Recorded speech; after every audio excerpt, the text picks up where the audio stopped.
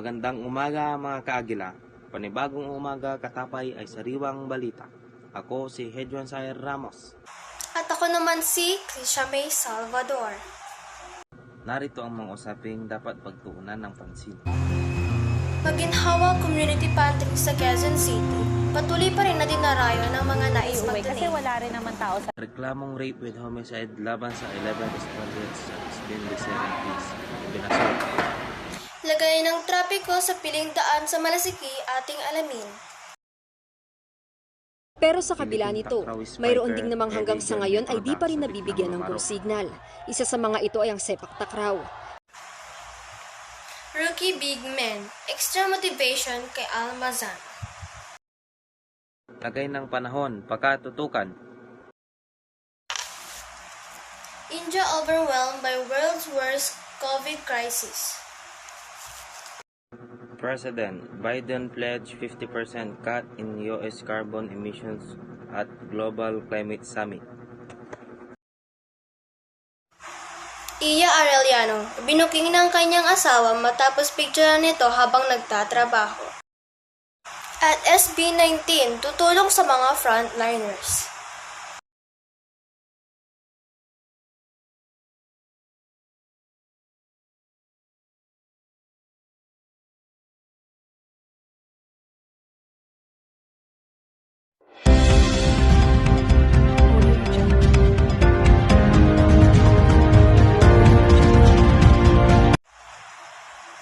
Balitang lokal, marami ang natuwa sa community pantry sa Quezon City na nagbibigay ng libreng pagkain para sa mga kapos at lubos na nangangailangan. Kaya naman, marami sa ating mga kababayan ang gumaya rin nagtayo ng food pantry sa kani-kanilang mga lugar. Ating pakinggan ang magandang balitang ito kay Jessica Joy Official. Salamat, Krisha. Muli nang ibabaw ang pagiging maturingin nating mga Pilipino dahil sa isang kariton kung tawagin ay community pantry. Simple lang po ang sistema, magbigay ayon sa kakayahan at kumuha lang ng kinakailangan. Ang patid ang pagdating ng mga tao sa Maginhawa Community Pantry sa Quezon City.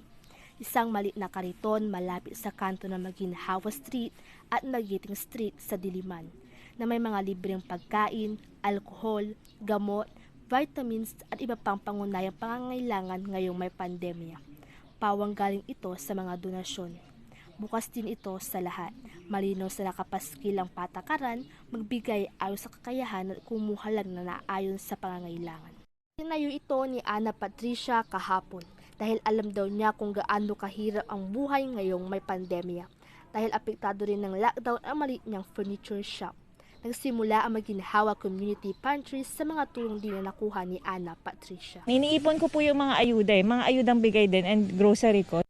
Mabilis na nababawasan ang mga pagkain dito sa Maginhawa Community Pantry at mabilis din naman nadaragdagan dahil sa mga walang patid na mga donasyon. Ang Maginhawa Community Pantry ay patunay na gaano man kahirap ang buhay, hindi mawawala ang mga taong mapuputing loob na handang tumulong sa hindi nila kakilala. Balik sa inyo dyan, Krisha.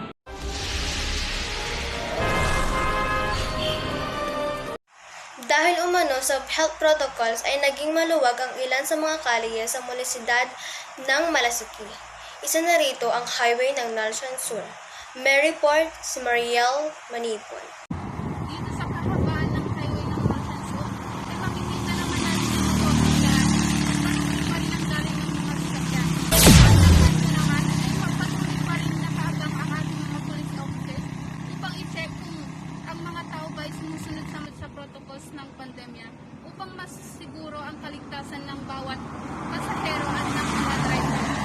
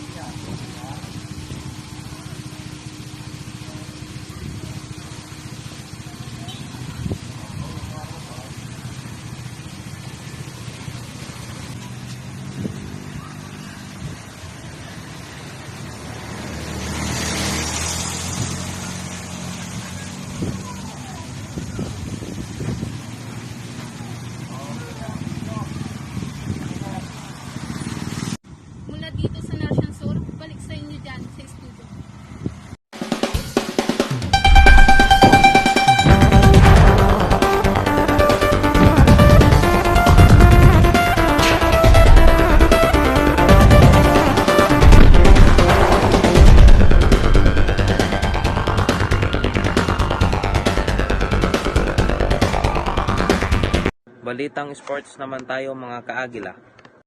Umaasa si 2019 Southeast Asian Game bronze medalist Elijan Metoda na payagan na ang kanilang sports na magbalik training. Para sa mga detalye, narito ang mga sports news mula kay RJ Lapitan. Ako si RJ Lapitan, ang Eagle News. Mayigit isang taon na mula nang matigil ang mga sport event sa Pilipinas dahil sa pandemya. Mula noon, ilang liga at sports na rin ang mga matakumbay na nakabalik sa paglalaro. Pero sa kabila nito, mayroon din naman hanggang sa ngayon ay hindi pa nakakabalik sa paglaro dahil hindi pa nabibigyan ng go signal. Isa sa mga ito ay sepak takraw, ang pambansang laro ng ating bansa.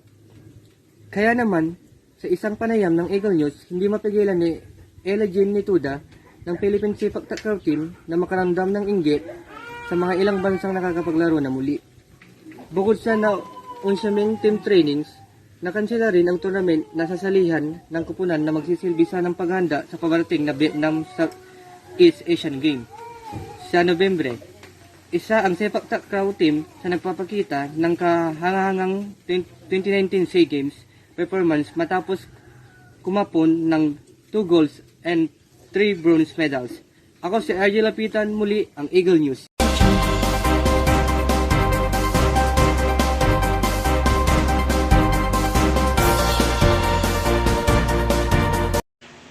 Maganda pong umaga. Ngayon po ay May 2, 2021 at ito po ang update sa lagay ng panahon. Ang easterlies o yung mainit na hangin galing sa dagat Pasipiko ang iiral ngayong araw sa buong bansa. Magdadala po ito na mainit at malinsangang panahon at mas mataas po ang tsansa ng thunderstorm sa hapon at sa gabi, lalo po sa silangang bahagi ng ating bansa.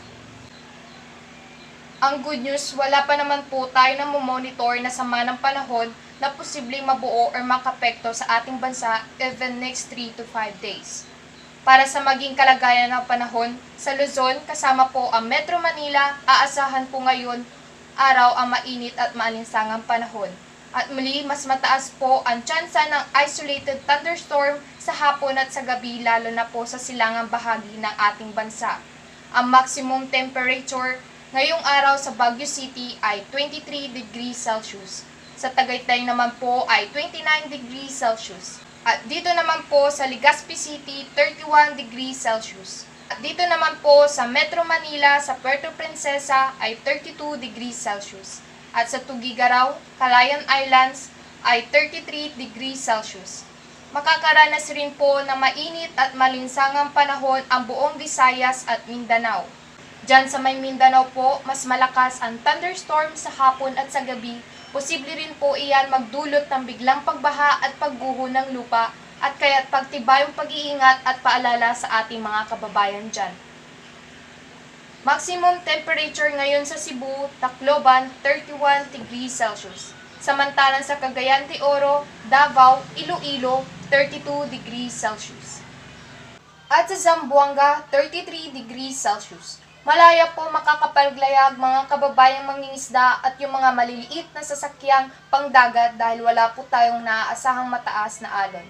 Magiging katamtaman ng kalagayan karagatan sa silangang bahagi ng ating bansa. At yan po muna ang latest update sa weather news ng Eagle News. Ako po ang inyong forecaster, Christine Cayago. Magandang umaga at mag-iingat po tayong lahat.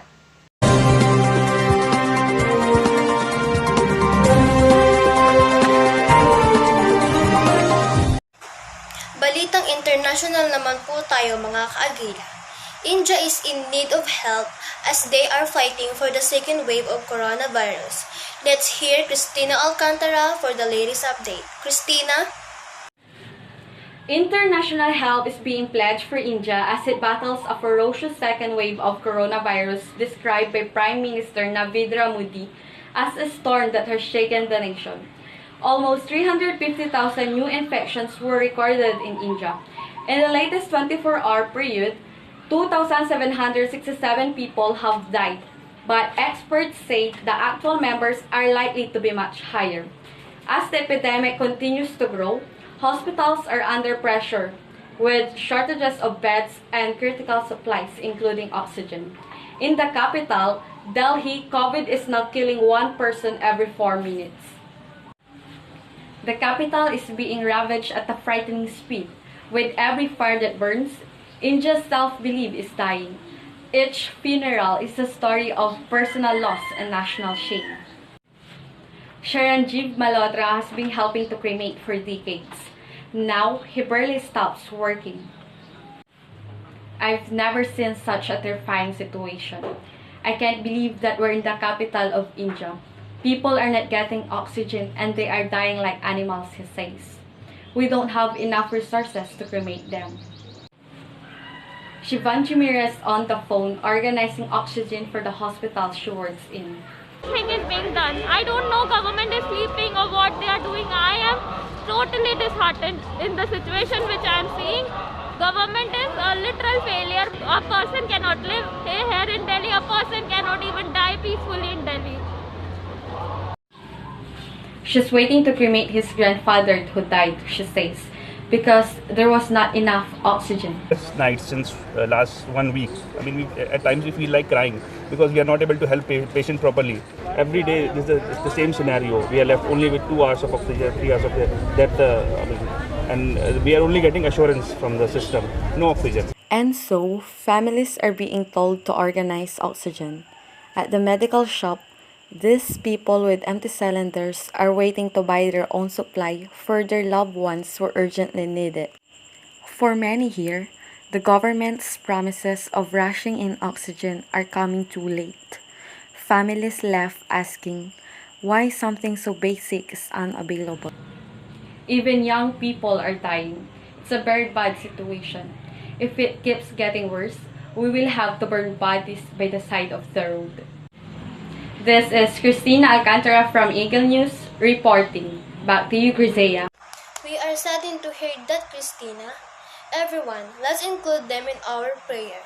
They badly need that, not just for only Indian, but also to the whole world.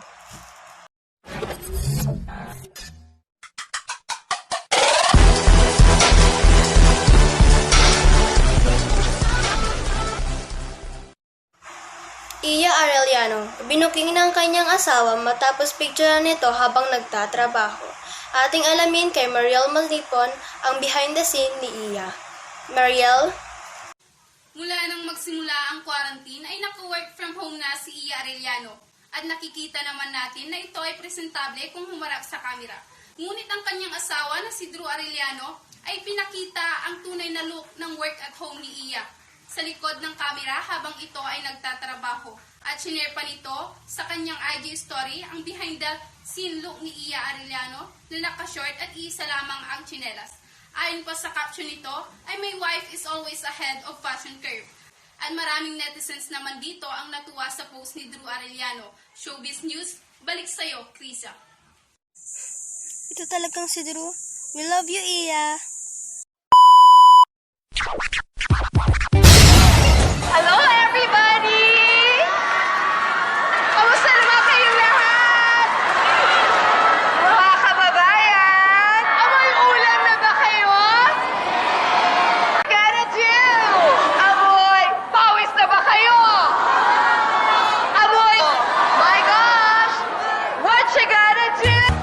Let's do the rabatabango. Down is rabatabango. When you rabang damit. Bango, bango, bango. Maririnig. Everybody! Do the rabatabango. Down is rabatabango. When you rabang damit. Bango, bango, bango. Maririnig. Do the rabatabango. Down is rabatabango. When you rabang damit. Bango, bango, bango. Maririnig. Mo down is rabatabango. Sunny, 6 pesos lang. Feel ang bango, feel ang outfit.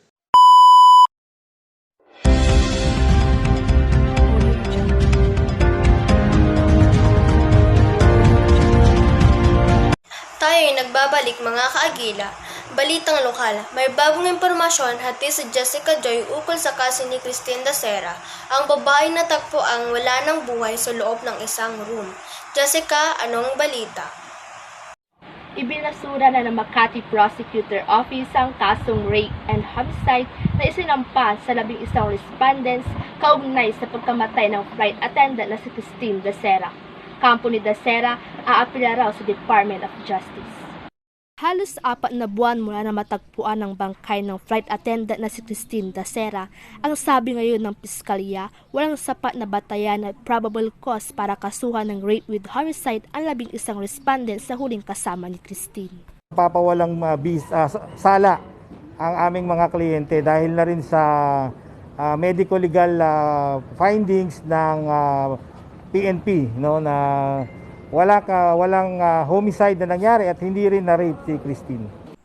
Nabigyang linaw daw ito ng investigasyon ng pulisya kaya naniniwala silang mapapasura rin ang kasong isinampa ng NBI. Death and 2 medical-legal reports prepared by Dr. Sarmiento and Dr. Palmero respectively and independently examined by both point to the same exact cause of death of the deceased, that is ruptured aortic aneurysm. Ang ilan sa respondents misturang nabunutan ng tinik na makapanayam namin kanina. Ang loob, diba? Pero sakit pa rin eh. So, sorry, no comment lang po ngayon kasi hindi ko pa alam kung anong gusto kong pasabihin. And masaya kami kahit pa paano talaga na-dismiss na yung case. Sana maging maging lesson sa lahat na hindi pwedeng mag-accuse ng tao na without enough proof. Kampo ng Dasera, hindi daw susuko sa paghahanap ng hustisya para kay Christine. Iaapela raw nila ito sa Department of Justice. Gayunman, nakabinbin pa rin sa Makati City Prosecutor Office ang mga kasong isinampa ng NBI kaugnay sa paglabag ng Comprehensive Drug Act, perjury of destruction, reckless and imprudence of homicide. Muli, ako si Jessica Joy, reporting from Eagle News. Balik sa inyo dyan, Krisha.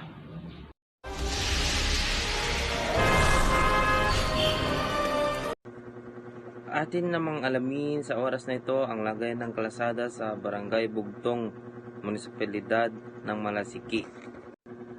John Cedric, ilahad mo na ang iyong balita sa kalsada.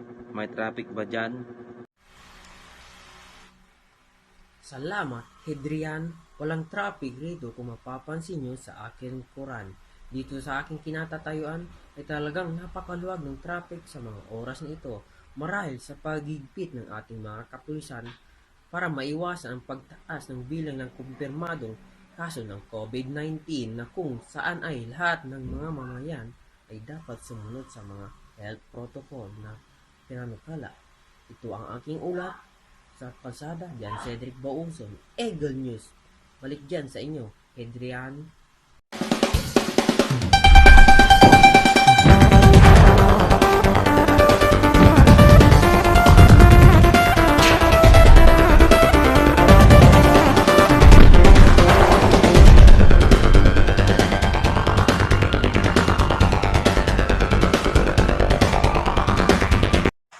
Extra motivated si Meralco Vault Center Raymond Almasan sa susunod na season ng PBA. Alamin natin kung bakit sa pagbabalita ni John Paul Gondayaw. Mas motivated na Raymond Almasan ang makikita sa panibagong season ng PBA. Matapos magtamo ng left lateral meniscus tear sa kasagsagan ng final showdown kontra Barangay Ginebra San Miguel nitong nagdaang Governor's Cup. Agad na bumalik at bumawi si Almasan sa nakalipas na PBA bubbles. Bagamat batid niyang hindi siya bumabata at nakilang beses sinubok ng injuries, ani ng 6.9 Orion Bataan native na kailangan niyang makipagsabayan lalo na sa mga bagito. Dagdag pa ni Almasan, hamon sa kanya ang papasok na season dahil sa nakalipas na draft na maituturing na isa sa pinakamalaking draft class sa kasaysayan ng PBA. Nag-average si Almasan ng 8.6 points, 6.9 rebounds, 1 assist sa labing dalawang laro na nagdaang PBA Bubble Tournament. John Paul Gondayaw reporting from Eagle News. Balik dyan. International update from Cristina Alcantara about the climate summit which was led by President Joe Biden. Christina, share us the good news. President Biden has opened a major global climate summit, the first in several years, with a call to world leaders to step up to the challenge. Joe Biden pledged to cut U.S. emissions by at least half from 2005 levels by the end of this decade, but he warned his country that he couldn't take action alone. The latest data shows China is the world's biggest emitter of carbon dioxide, estimated at 28% in 2019. The US was second at 15%, and India was third at 7%. The more the world heats up, the more dangerous it becomes. That's why this is all about. More intense flooding in the UK and many parts of the world is more likely, while in some regions like Central America, the big fear is droughts getting even worse. Failed harvests are already forcing thousands to leave their homes. It is one reason why with a video, President Biden is making climate a priority. We know just how critically important that is, because scientists tell us that this is the decisive decade. This is the decade we must make decisions that will avoid the worst consequences of the climate crisis. This virtual gathering saw the leaders of the world's biggest economies and some of the most vulnerable nations calling for the action on climate change. We're suddenly getting a flurry of promises counted in different ways but all significant. The United States to cut its emissions by up to 52% by 2030. The European Union 55% by the same year. The United Kingdom 78% by 2030. China, the world's biggest polluter, says its emissions will fall from 2030, but President Xi wants more developed nations to cut it first. Developed countries need to increase climate ambition and action, and make concrete efforts to help developing countries accelerate the transition to green and low-carbon development. To make any real difference, every country has to play its part, and despite all the talking in recent decades, the scale of the challenge has got even bigger. That's because of human activity. Every year emits something like 50 billion tons of the gases that are heating up the atmosphere. Now scientists say that needs to come down by nearly half by 2030 to have a decent chance of keeping a lid on the rise in temperature, and emissions should then fall to basically zero by 2050. But at the moment, the world is not heading in the direction. So what's likely to happen? When electric cars are on their way, we are going to see far more them. Fewer flights may be on the cards because prices may have to go up if there are charges for pollution. Eating less red meat is another recommendation from government advisors who says it will save carbon and our homes, not with gas boilers but with heat pumps or hydrogen, but the details is still needed to be worked out. This is Christina Alcantara from Eagle News reporting. Back to studio. Thank you, Christina. We will be right back, Kagila, after a short commercial break.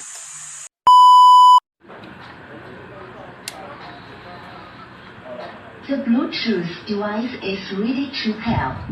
The Bluetooth device is connected successfully.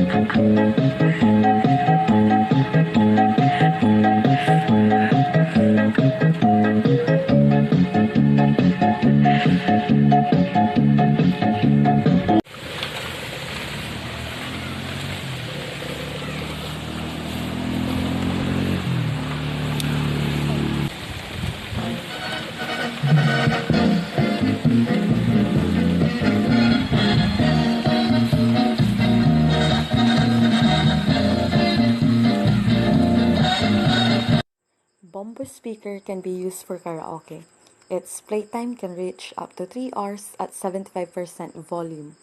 Adjustable speaker, echo, and microphone volume. Its size dimension is 21 cm in length, 16.5 cm width, and 36 cm height. It supports USB or microphone SD port, AUX in port, rechargeable battery, Bluetooth, FB radio, microphone port, MP3 digital player, and DC5V. It is a portable Bluetooth speaker with RGB LED lights. Ano pang hinihintay nyo? Magpapahuli pa ba kayo? Halina't subukan ang Bombo speaker. Garantisadong maaasahan sa anumang uri ng okasyon o selebrasyon. Tara na't mag-party-party!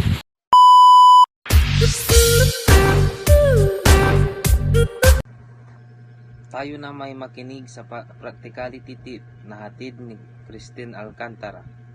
Ano-ano nga ba ang mauuna? Life insurance ba o bahay? Christina, ilahad mo na yan. Welcome sa ating practicality tip episode. Isa sa pinakamagandang katanungan ay kung ano ang mas dapat unahin, life insurance o bahay. Ito ang aking masasabi mga kaagila, buhay o bahay. For example, nag-purchase ka ng bagong bahay pero hindi ka protected. If in case na may mangyaring masama sa'yo o sa mismong nagbabayad, ay wala kang kakayahan na makapagbayad ng monthly amortization nito. Ang magiging resulta nito ay mareremata yung bahay. Unlike sa ginawa ni Lloyd Cadena, alam naman natin na may bago siyang bahay na hinuhulugan niya. Pero noong may nangyaring masama sa kanya, automatically naging paid in full ito because of his life insurance. So sa madaling salita, mahalaga ang life insurance. Ito ang aking hatid na practicality tip na sana'y may matutunan kayo. Balik dyan sa studio!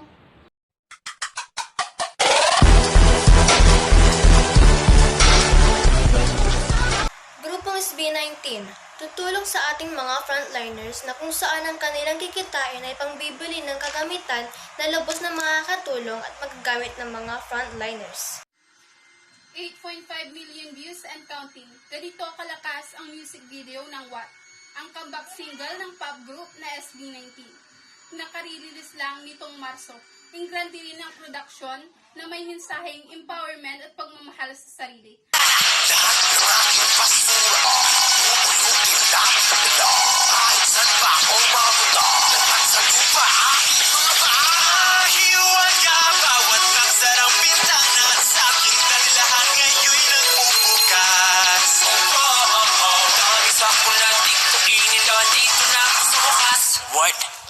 Ayon sa SB19, ay nagpapasalamat sila sa sumusuporta. 3 taon simula nung pumasok sila sa industriya.